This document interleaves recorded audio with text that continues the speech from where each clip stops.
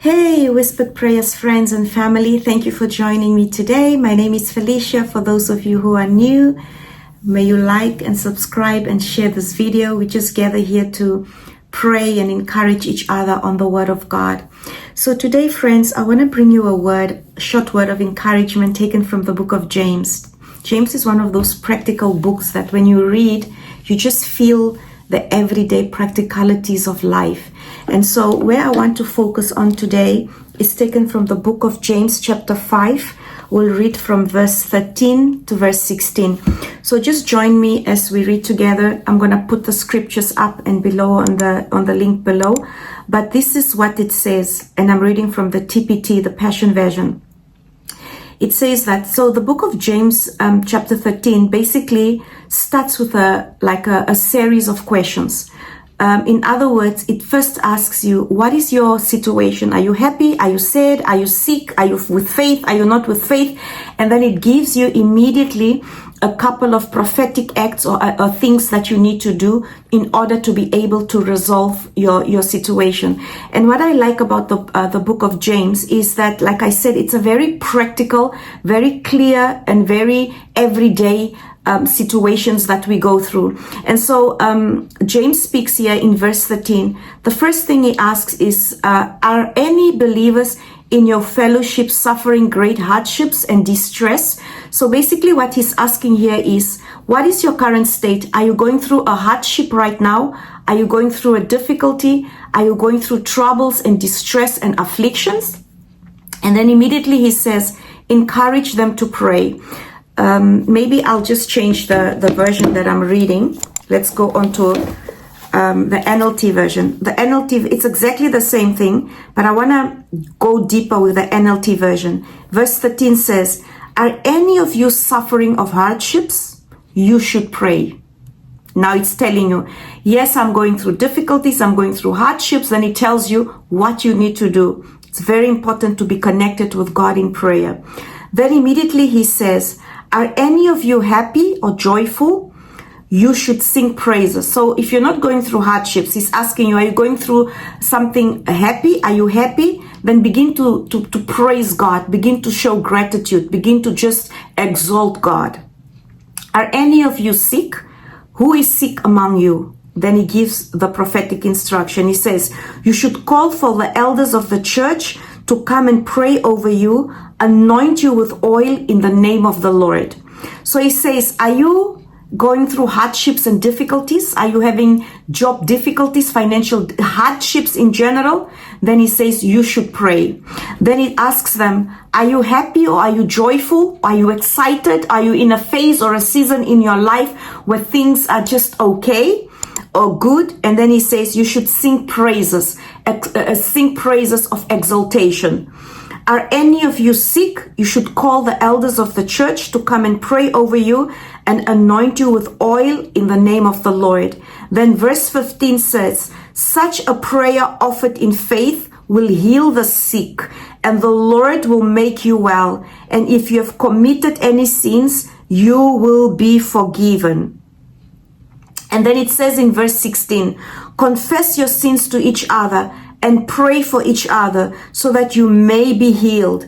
The earnest prayer of a righteous person has great power and produces wonderful results. The effective prayer of a righteous person has great power, carries tremendous power. Let's see what the New King James Version says in verse 16. It's where most people focus in when we speak about what happens when you are in that place of prayer, in that place of worship, in that place of trusting in God. But it's important that we pray. He says, are you going through hardships? Then pray. Are you happy? Then sing praises. Are you sick? Call upon the elders to anoint you with the oil in the name of the Lord. And an effective prayer, it says in verse 16, the effective fervent prayer of a righteous man availeth much. Some versions even say the effective prayer produces much results. So whenever you pray in faith, and then it carries on to say that, and if you do this in faith, the Lord will heal the sick and the Lord will make happen that which you are trusting him to be. I love this scripture in the book of James. The effective prayer of a righteous person produces much results. And so it is truly an honor and a privilege, my friends, to be encouraging you today with the scriptures taken from the book of James. So my question to you is, are you going through hardships right now? Pray. Are you sick? What is the prophetic instruction that is being given to you here? The effective prayer of a righteous person produces much results. And then it says again, it even gives us an example. If we move further, it gives Prophet Elijah as an example. He says, Elijah was a man with a nature like ours, and he prayed earnestly that it would not rain. And it did not rain on the land for 3 years and 6 months. And he prayed again, and the heaven gave rain, and the earth produced its fruits. He was a man just like you and me. Like I said earlier, to verse 17, it speaks about the faith that Elijah had. I remember the other day, I was speaking to my sister. I think the pastor was preaching on how Elijah commanded fire to come down from heaven, and it consumed all the prophets of Baal, and how incredible miracles he did. So I looked at her and I said, I don't think Elijah was a natural man. And then right after I said that, the pastor went back to the scripture, verse 17. It's so funny, and he says, it's like God was speaking to me to saying that, no, he was absolutely a natural man like you and me. And the pastor reads and says, Elijah was a man with nature like ours, and he prayed earnestly that it would not rain. And it did not rain on the land for 3 years and 6 months. And when he prayed again, in the heavens gave rain, and the earth produced its fruits. So he was a man like you and me. But the secret again as Christians boils down to faith. Remember what it says, the earnest, it needs to be done in faith. For the effective fervent prayer of a righteous man availeth much. So when you are in prayer, when you are in that place of just praying, travailing, and standing in the presence, just calling upon the heavens to open up and reaching into dimensions of prayer, engaging in the spirit, with the spirit, and in the presence of God, the heavens open up to you, and things begin to shift in your favor. Things begin to happen in your favor. But you need to have faith and effectively stand in the gap and intercede and carry on and intercede in the name of Jesus Christ. So begin to believe and have faith that the Lord will move mountains on your behalf, and then your atmosphere will begin to change. I've seen countless miracles taking place because people chose to remain in that place of prayer. Are you sick? Pray. That's what it says. Are you going through hardships? Pray. In other words, the effective prayer of a righteous man availeth much, but you need to do it in faith, trusting and believing that God will move the mountain that wants to exalt itself above you. I know it's not easy, and one of the areas where the enemy wants to attack us is in the area of our faith. That's why the Lord told us in Ephesians 6 that we should take the shield of faith, the shield of faith that protects the enemy from infiltrating into our faith. Those arrows that he throws to bring you down, those arrows that he throws to bring your family down, you need to put yourself and protect your faith, because he knows that once your faith is hit, then automatically it's like the engine is completely broken of your car or of your ship or your boat, and then you'll begin to sink going down, because without faith it is impossible to please God. You need to believe that he exists, because if you don't have faith, you won't believe that he exists. You need to believe that he exists, and that is the rewarder of those that diligently seek him. What is diligence? Seeking him diligently, seeking and believing in him, staying in that place of trust, staying in that place of hope, believing that the God of the heavens will come through for you in the name of Jesus Christ.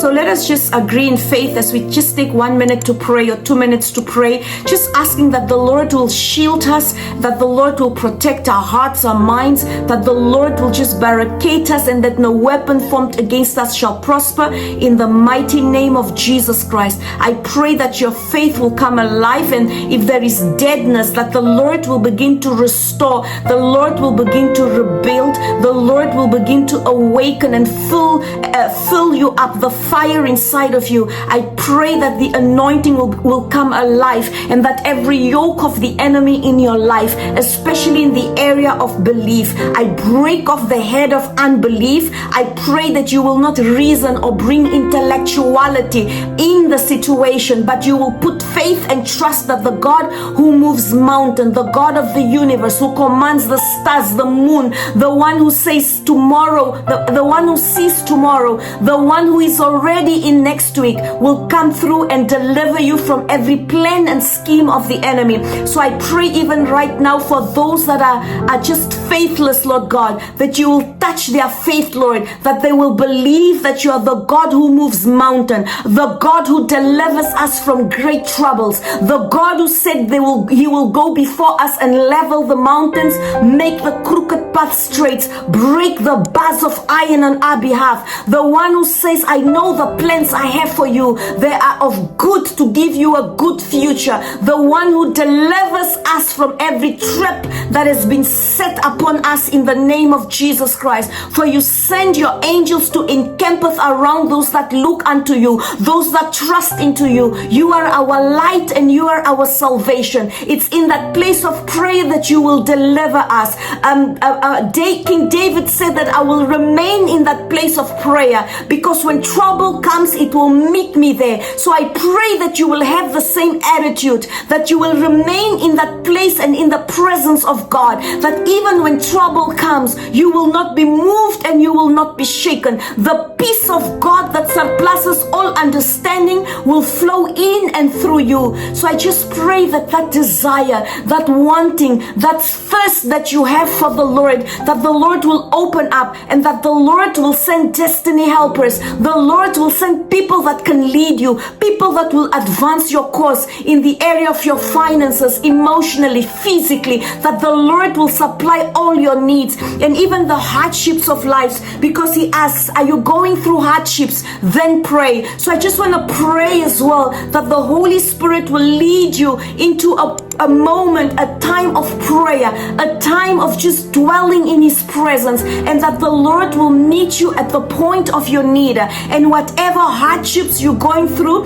that he will have mercy on you, that the Lord will meet you there, that whatever situation has come to trouble you, every affliction, every adversity, every mountain that wants to exalt itself above the Lord, that the Lord will deliver you, and that you will be made well because you chose to remain in that prayer. The effective prayer of a righteous man availeth much, Lord. Father, may we see signs and wonders even in our lives and in the lives of our friends and our families, Lord. May this message give you hope. May this message give you direction. I pray over your life, over your family, over your hands. Whatever your hands will touch shall prosper. May the Lord minister to you. May you have supernatural encounters with the King of Kings, in Jesus' name. I hope you've been encouraged and you've been blessed with the scripture today. May the good Lord bless you. Don't forget to stay connected.